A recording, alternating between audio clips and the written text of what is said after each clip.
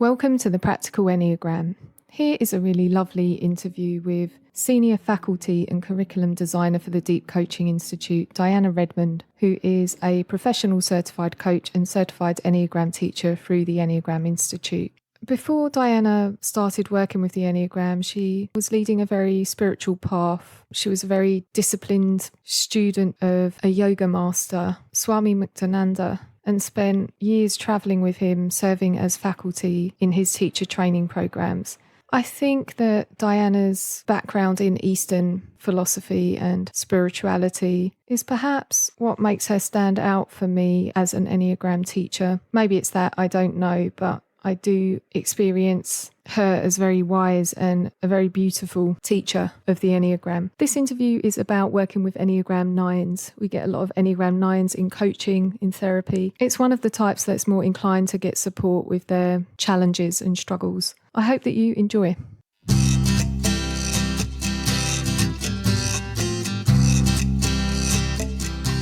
As you know, I originally approached you with this idea of talking about working with Enneagram 9s, figuring who better to ask than an experienced and skilled coach who is also an Enneagram 9. I have a real soft spot for this type, probably because my father, who I've always been close to, is this type. There's something about fixated 9 that really breaks my heart, and also about awakening 9 that's very heroic as well. Yeah, indeed. And, in some ways, the 9 kind of typifies the whole journey for all of us in a sense of really deeply, what is it to go to sleep on oneself, be asleep really to oneself. So, we can talk about the particulars of how that shows up, the journey of actually awakening. And I think that that's all of us kind of get into deeper contact with what's really true here. And we start to awaken to ourselves and to others and to what's here. It's quite extraordinary. That may be one reason why you see this in the 9 so much, this tendency to be really out of touch, living on the surface, we could call it, the surface of life, without really contacting what's underneath. Yeah. That's exactly it. It's in some way, it's like we're all doing versions of this journey, aren't we? All the rest of the types. Yes, we're all doing it. Well said. But before we get to your insights about working with 9s, I would like for people to know a little bit more about you and your personal, spiritual, professional journey. I know there's a lot of ground we could cover, so perhaps we could start with what you do now in your work, and then maybe we can go backward. Okay. Yeah. It is it has been a journey, a long journey. Yes. Well, now I work with people coaching. I'm in the coaching profession, and I work with people who have this sense that there's something missing, are at the height of their career, and they're seeing that there's something that's not quite satisfying, and they want to transition into something that's more, or someone who just has an inkling that things can be different and have tasted something different, a greater experience within themselves, and want to experience more. So, I have a lot of passion around being a good sounding board and mirror for people in order to create growth. That's such a beautiful niche. Why did you decide it was that particular client you wanted to serve? I don't know if I consciously made that decision. I think part of it is that it's what I'm drawn to, what's important to me. So then naturally, what's important to me is the clients that would be attracted to me, and it's what my passion is around really waking up. So fascinatingly, you studied under, let me see if I can pronounce this, Yoga Master Swami Muktananda, who's a big deal yogi, right? An original gangster yogi. Yeah, that's right. I love it. Gangster. I think that's a great way to describe a gangster yogi. I think that's fabulous. He was really one of the, not the first, but, early on, one of the Eastern Indian teachers, meditation teachers, to come to the West and really teach meditation. And that was really his passion and his his gangsterhood. You know? Actually, the name itself means the bliss of freedom. Oh, Mukti is freedom. yeah. Yeah. So, and Ananda is bliss. So that's really was the basis of his teaching, Mm-hmm. you know, and the basis of the philosophy that he taught and the practices that he prescribed were all around being able to create a sense of freedom that's really innate within us. So you were moved around the world as part of his sort of teaching community, or Yes, yes. I spent time in his ashram, main ashram in India, Ganeshpuri, India, about 3.5 years. And then interspersed with that, went on world tours. He had various tours that went on. And it was, you know, it was a lot of work, you know, because every evening there would be programs where he would speak and meditate and do some other practices. And those were all free to the public, but there was a lot of work in setting all that up. Yeah, I can And imagine that all happened, you know, when you started to have, you know, hundreds and then thousands of people coming. And then every weekend would be a meditation intensive or kind of retreat. It was a life for me, it was life filled with a lot of purpose. Yeah. What was the sort of next transition from there? Within that, in that time, I got married and I had a child. Yeah. Yeah, my first child. And then Muktananda passed in 1982.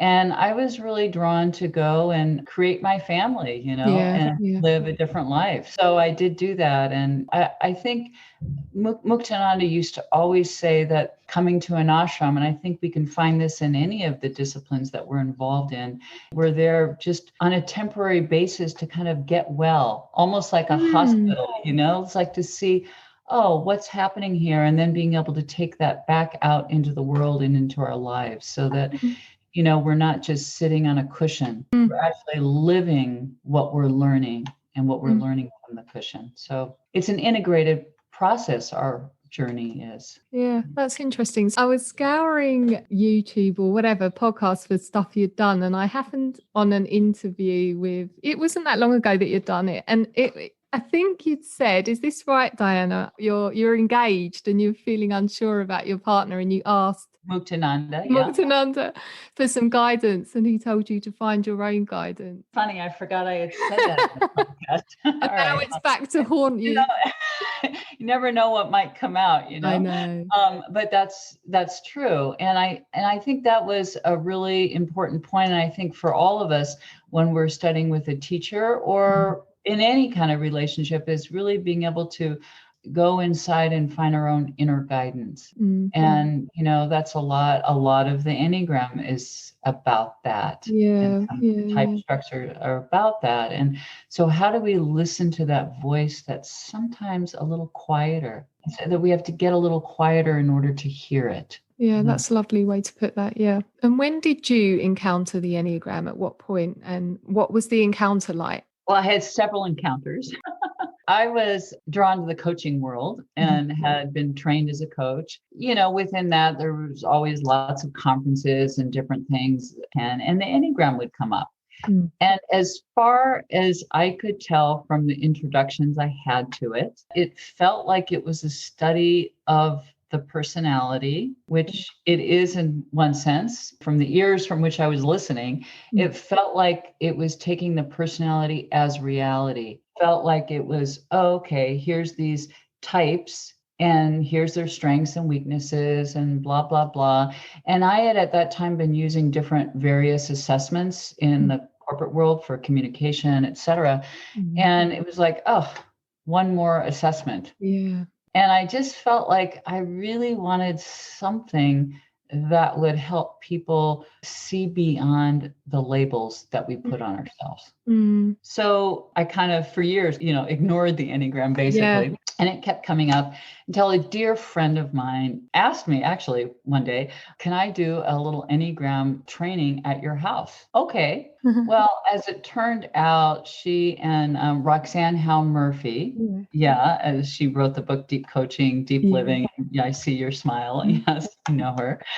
And so I met her and I saw a whole nother element of the Enneagram. And from then I was really hooked. What I think was most exciting to me about it is that it took a lot of the esoteric Eastern philosophy that I had studied and made it kind of immediately practical and available for people. So that was really, I would say that was my big introduction to the Enneagram. And I've been really studying and working with it since. Thank goodness for that cheeky friend of yours who asked to train at your house. Right? So when you encountered it from the sort of more spiritual perspective, you could see threads of the other things that you'd learned from Eastern sort of teachings within it. Yeah. In essence, we take ourselves to be something, we label ourselves, and, maybe I'm a generous person, for example. We create this sense of ourselves and this identity that we feel we need to have in order to get what we want, some really basic needs met. And so which is to have a lot of compassion around that, right? But so we take ourselves to be something other than we are. And I think the Enneagram does a beautiful job of pointing to not only some of the ways we limit ourselves, limit our ideas and our underlying beliefs about ourselves and about the world that are possibly inaccurate, but opens up to what is possible and really points to it's, the Zen saying of, the finger pointing to the moon. It's a pointer. Enneagram is a beautiful pointer to what's possible. It is. It just can take a while to see it like that and not have the same reaction that you did first when you encountered it, because maybe that's built into the system that you have to overcome that initial hurdle. I wouldn't even say necessarily, yes, it's built into the Enneagram system. It's really built into the way our minds think. Yeah. Right. Yeah. So right. That's why when we study it, our tendencies kind of come out. And the Enneagram is so good at really being able to describe 9 variations of how we experience life and how we put together our focus, but it's limited. A very limited sense. So, sometimes, I don't know if this is helpful for your audience who's listening, but sometimes I use the analogy of it's like if you were to blindfold 9 people and put them all around an elephant. It's an old parable that's been used. I've never heard it. And put them at various places around an elephant. So somebody's touching a trunk, somebody's touching the tail, somebody touching the leg, right? And there's 9 different views of what an elephant is. And we get very stuck in what our perspective is, and we can't see the whole picture. And so that's very much what the Enneagram points to, as our own fixated idea on life and about ourselves. Diana, when did you find the diamond approach work? And then was that after the Enneagram? And well, the first book that I read on the Enneagram was Sandra Maitri's book, Passions and Virtues. Yeah. And it was from that book where I was so struck and went, oh, it was another aha around the Enneagram. And so, as my Enneagram studies continued and certified, etc., I kept having this underlying feeling that I wanted to study with Sandra. Yeah. And so I mentioned that to a dear friend, actually Roxanne Murphy. I mentioned it to her and she said, oh, well, Sandra Maitri's teaching this group, Diamond Heart group, yada, yada. And that's how I came. And that's how I got involved with it, because I really wanted to study with Sandra. Subsequently, that's a whole path in and of itself. I understand you're a sexual 9. Is that right, Diana? You're in that subtype. I always wonder, or I've speculated with that instinct priority, whether they're just better at going after what touching to them or resonant to them and just sort of following a pull. Can. I mean, I think we all kind of follow a pull. There can be that intense kind of attraction, repulsion in a way in that sexual domain, and certainly the attraction. Right? So I think that's maybe what you're speaking of, is that, there's that attraction to something. So, you kind of go for it without maybe a lot of thought around it. Yeah, it feels like a real gift, actually, or something. It feels like a good thing. I think, that's really a good point. All the instincts have their gifts. It's just when they get a little out of whack, a little distorted, right? Because they can. Quite difficult, I know, to speak generally, sensibly and generally about coaching certain types, but I want us to give it a try if you're up for it, to just sort of answer or go through a few explorations about working with Enneagram 9s. The first thing that I want to talk to you about is that 9s are body types, obviously, so we know that. Can you say something about what that means for coaches who are working with 9s, and whether that means the somatic dimension always needs to be sort of attended to in the work? Yes, certainly. So, well, there's a lot of aspects about the belly center for the 9. So in the way that I view the Enneagram, and I've worked with it, is that each of the types have different relationships with each of the centers. Mm-hmm. And actually that's kind of how the type really forms, is through that relationship with each of the centers.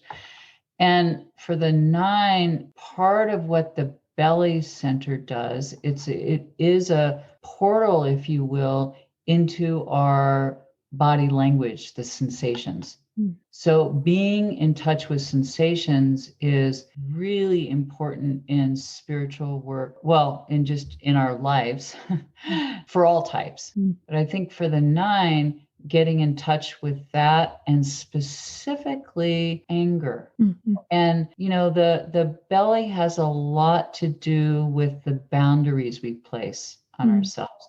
And if we go really, really deep into the belly, we start to see that actually there aren't a lot of boundaries, but we start to also experience kind of the power and the force. You look at Tai Chi or any of the martial arts, it's a place where we really settle in ourselves deeply.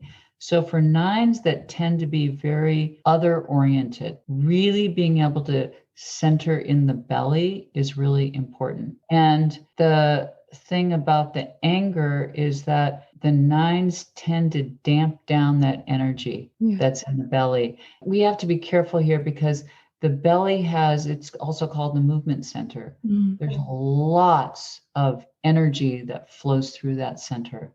And we can sometimes label it anger when it comes through in a certain form. But what's really important is to allow the energy to come forward and to let it really move in the body and move in actions. And that's the 9 tends to not act on their own behalf. And if it's out of touch with that instinctual energy that's available in the belly. Is it like something gets short-circuited there or not? It's like, so my experience of it is almost like if I was to sense into it before, it's like nothing's there. But what I noticed is, I'd have a tendency to not act on my own behalf, to procrastinate, to put things off, to not attend to my own priorities. So there's that very other referenced. And what do I need to do? The 9s are very attuned to harmony and peace, the essential quality that they've lost touch with, basically. So in essence, try to recreate. So it's a other referencing, and what do I need to do to make sure that that other person is okay and that I'm not in any kind of conflict with them. And so the result is really damp down what I want to the point that I'm not even sure what I want, because I'm so focused on making sure somebody else is getting what they want or need. Does that make sense? Yeah, it does. It does. So important to get centered in the belly. And so how do you go about teaching that to 9 clients? I want to go back to this at the beginning when we talked about kind of 9 is the archetypal type that says, okay, we're kind of asleep. Basically, we're not landing fully in our bodies. Is how much we're asleep. That's that point of really landing in the belly, in our bodies, really. How would I go about teaching? Well, for me, there's been a lot of focusing on sensations, focusing on the belly, really getting attuned to that, really landing in a more embodied way. That's one thing. The 9, as you have probably heard, fixation or the mental habit is to ruminate. Mm-hmm. So the rumination shows up like, okay, I want to write a book, let's say, Mm-hmm. okay, or I want to write an article or something. And I can think about it. I can almost feel it, right? So I kind of have my heart, I can feel it, I can think about it, and I do everything but actually write the book, actually sit down and write the book. And so that in itself is, when you're working with nines, it's really helpful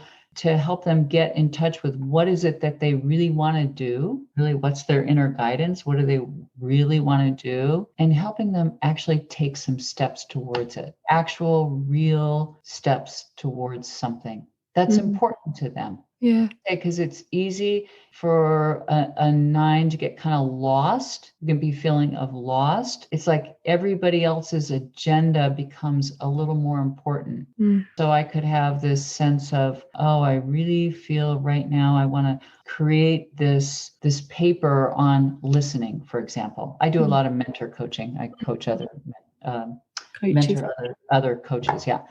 So, okay, I can have that idea, and then the phone rings and it's my son, and can I watch his child for a little bit? And then, oh yeah, of course. I mean, wow, I see you've got to do that. You've got to work. Wow, I'm right there to help. So can you see that? So I'm moving off what's important to me. Yeah. I'm reminded of a partner that I had last year for a couple of years, a 9 as well. And it's such a opposing focus to the 4, which is so on self.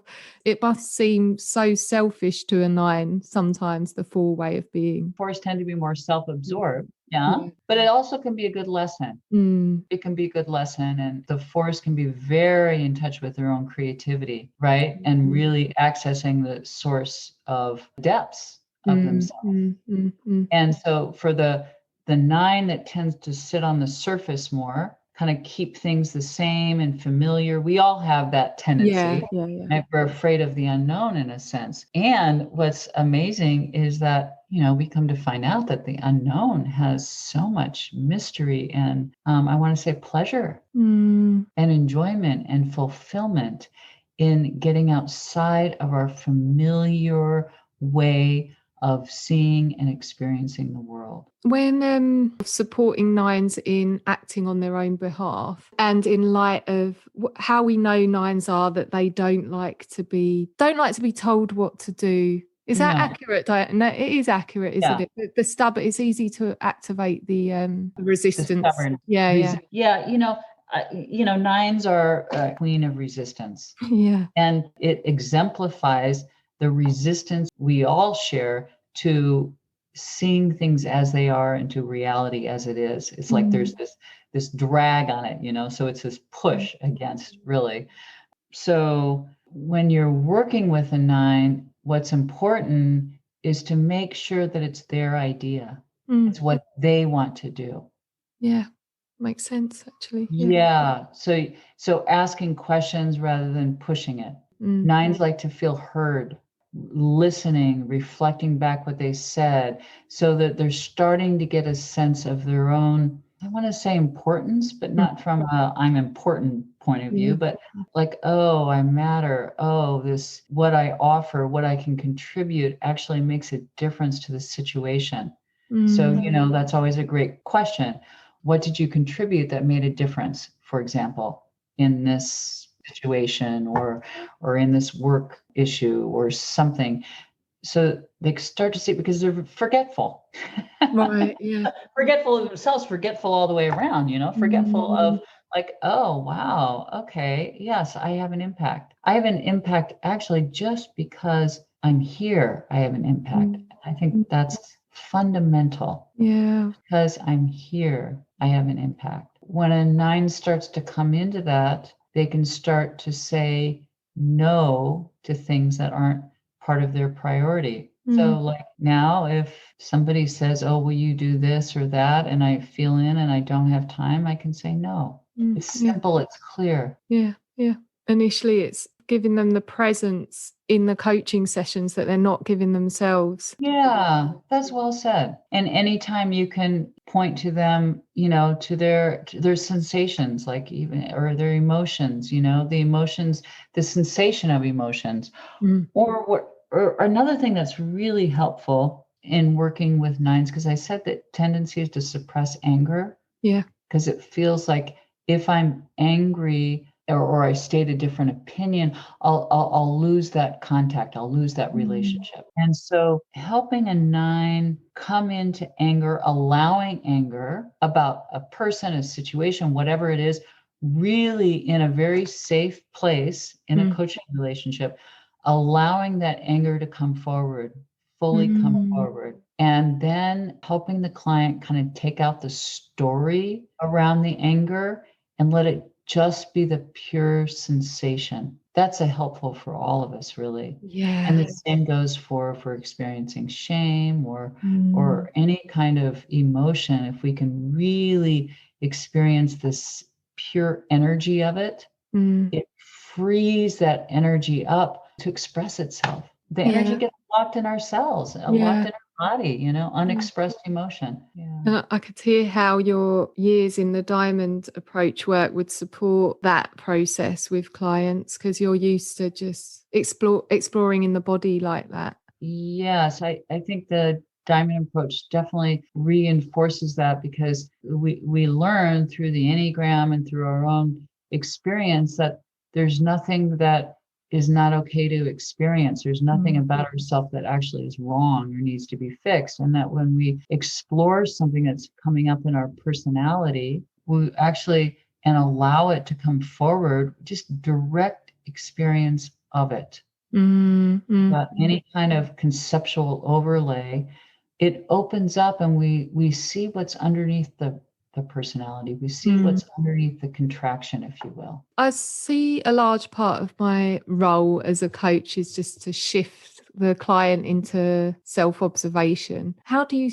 support self-observation with, let's say, the passion, Diana? One, we can see how it shows up. More importantly, I find, or effective, is to feel into it. So like I can feel into a certain, and it can feel subtle or not, of kind of resistance. Sloth actually does work for me as a word. Sloth, it's like, oh, it's just a little too much work. It's just too much work. Like, oh yeah, I could meditate, or I could do something that would be really good for my own development, and it feels like a lot of work. It feels like a lot of work, and it feels like, oh, later. So that's another thing to know about nines, is they tend to have a distorted sense of time. Say more about that. Well, it was interesting. I guess I'll tell the story. I think it's okay to do this. There was a Tom Condon. Do you know him? Yeah, I know him. And he was doing this workshop at a conference, and asking like, kind of, when do you think you're going to die? And the nines kind of had this so much later, like they had a sense like there was so much time. So it's like, oh, if you have so much time, there's no urgency. Have you ever noticed that nines don't have any urgency over that? It's like, I'll do it later. It's not, or there's no like, okay, now is the time. So there's this distorted sense that that they've got so much time, and it shows up in, and this is a great thing to work with, I think. It shows up in a sense of, let's say you have to be somewhere in 30 minutes, and a nine will think, oh, I can take a shower, I can do this, I can write this email, I can do all this stuff in 30 minutes. And 45 minutes later, it's like they're not even done. Like a distorted sense of how long things take. That's fascinating. Isn't it? What is that a result of? That sounds like a result of being a little bit distant from the belly center again. Like it sounds exactly not quite in touch with reality in a sense, right? Oh, I have to listen out for that. I've never Yeah. noticed. I obviously noticed with my partner, but I didn't know whether that was just him or his 9. Yeah. I frustrating for the fours. I was in a relationship with a four for a little while, and it was like, a real good friend. And it was kind of like I was always a little late, and I actually think it's a pairing that does quite well overall, I think. I think so too. And there is something really lovely about the 4-9 combo. Yeah, I'm sure you've come to appreciate. definitely. Yeah, there's Yeah. a lot of simpatico, I find. Diana, do you work with object relations in your work? I do. I don't work with it explicitly all the time. It's just when it comes up into the... Yes, when it comes up. When I work with people, I don't always say, oh, well, here's a pattern that I notice in type such and such. I work with what's coming up. Right. So, when that object relation, and just to be clear, object relation is so fundamental, right, to how we're seeing other. And in a large degree, we're seeing other as often as objects, separate from ourselves, We have a tendency to see others much like we saw our first initial caregivers, our mother and our father, or whoever our caregiver was. So whatever relationship we had with them, we tend to take that relationship and overlay it on others. So we're not actually seeing others as they are. And you've been, right, Belinda Gore has been, Yeah. So there's an effect, our heart is affected, our heart really is what tastes our experience, really. And there's an effect that comes. So I think when we're aware of that, we can start to see how we're not seeing somebody clearly, how we have kind of an overlay. Fundamentally, it comes from our sense of feeling separate. And that's really the whole human condition, or the spiritual conundrum, is that we're not seeing our connection. We're not experiencing the connection with our innermost being. And that connection with other people as well.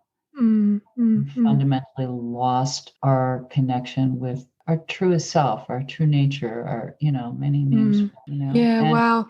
Yeah, and therein lies the seeking. I suppose I've been holding this as a sort of discrete little aspect of the patterns that we can look at, but it is actually quite massive, isn't it? So just to sort of go, okay, in this session, we're going to look at your attachment to your primary objects.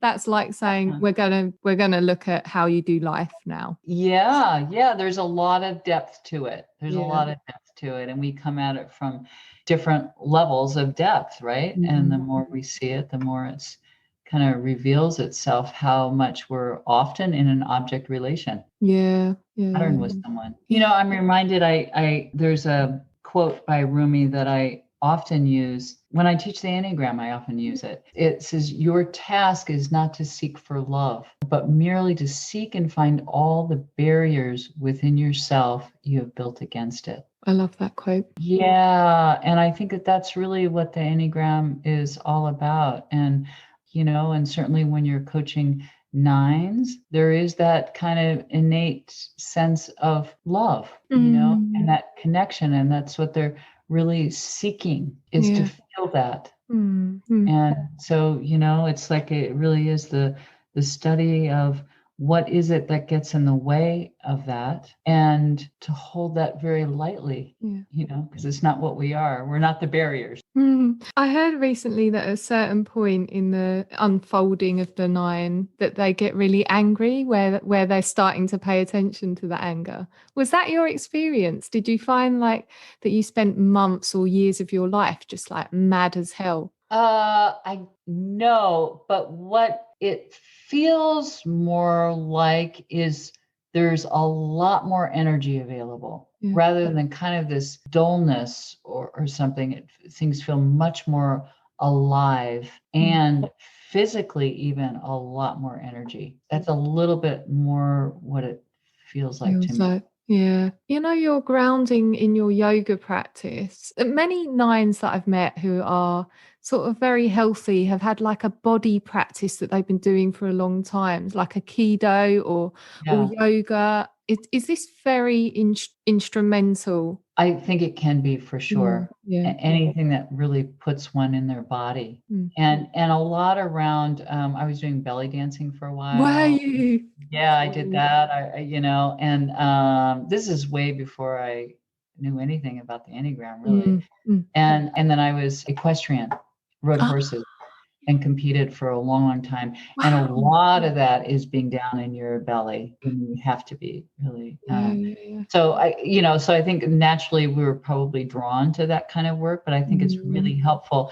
And what's helpful about it is to be really conscious of your body, in your body when you're doing it. So it's not just, what it's like if you've done yoga before and you're doing a pose because you're doing a pose and get it done. Actually be in your body and have which kind of quiets the mind, right? Yeah. From the Eastern traditions, that really opens up the channels and the energy channels in the body so that you experience more of yourself. Particular practice of yoga. It seems important for every type, actually, a body practice. But yeah, what with us types that are disconnected from reality, say 5s, 9s and 4s, body practice feels maybe just even more essential for. Yeah. Well, here's the other thing that I've found too. In any kind of exercise, so let's just say you're out walking or you like to run, or you're like, for the 9, it's really helpful to like do that extra effort. Like, let's say I'm running, it's like, oh, I'm exhausted. I don't think I can go anymore at all. But what I do is I really put my attention in my belly and I just go a little bit further. It helps the 9 get out of that kind of sense that they can't put forth a lot of effort. It gets them out of it's kind of taking one out of the slothfulness. Yeah. Like, oh, I can put forth more effort. Like, what would it be to give it your all? Like, to give it your all. And so you can practice that in physical exercise. I love that. Yeah, that's very helpful. It would seem like something that would have to come from the 9 to want again, because it's such a counterintuitive to the strut. Yeah, so it can be, so sometimes what could be helpful is to just chunk it down. So, if it's a exercise thing, 1 minute, like an extra effort, or if they're struggling, they really want to meditate more, or they want to write more, whatever it is, help them just to, just take a minute. 5 minutes. And what can they commit to? So really making sure they commit to it. So I spend time with them. How does that feel in your body to commit? Is it 100% or are you waffling a little bit? And waffling, what can they commit to? So just again, it's really getting into the present moment, what's happening internally so that they can be in touch with it and work with it, and so they can have the kind of stretch, but the stretch has to come from them, like you said. Thank you so much. It's been such a joy and really good to have those tips as well. Yeah, good. Well, what a pleasure. What a pleasure. And just so enjoyed speaking with you, and hope whoever is listening gets something from it. A few golden nuggets in there. I hope that you agree. My next interviewee is the very fun Dale Rhodes, who runs Enneagram Portland. We'll be talking about lots of things, but mainly his work in teaching the Enneagram using movies and film and literature. So look out for that one. Don't forget to subscribe and do rate the podcast.